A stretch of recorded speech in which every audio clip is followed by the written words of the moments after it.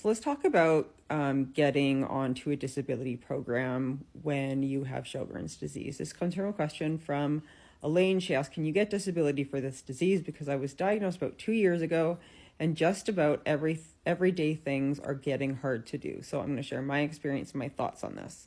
When you're applying for a government-assisted disability program, getting an approval has less to do with the diagnosis and more to do with how that disease is currently impacting your day-to-day life.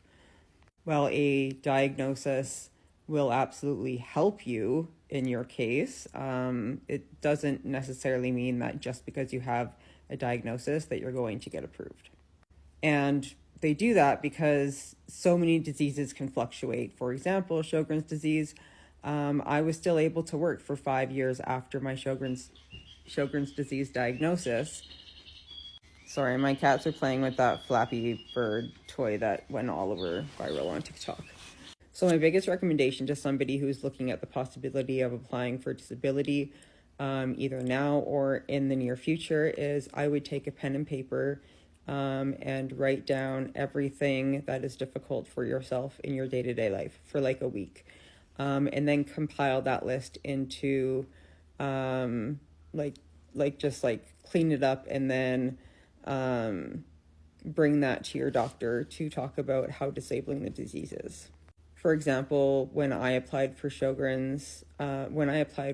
disability with my Sjogren's disease, I talked about how the joint and muscle pain accompanying the disease made it difficult for me to get dressed during the day, that sometimes I need my spouse to help me.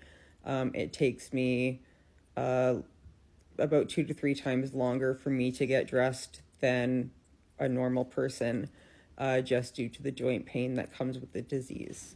And then I go on to the next topic, which is eating and talking. So the severe dry mouth makes it difficult for me to do public speaking, which I did a lot of in my previous role when I was working, along with difficulty with eating my food and being able to feed myself in the workplace because I had to accommodate my entire diet to Sjogren's disease.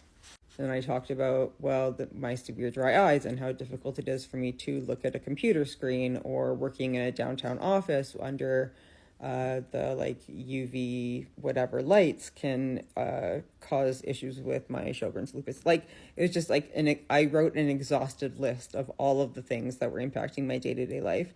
And those examples are going to be what your government disability caseworker is going to look at when they are trying to decide whether or not you would be approved for disability.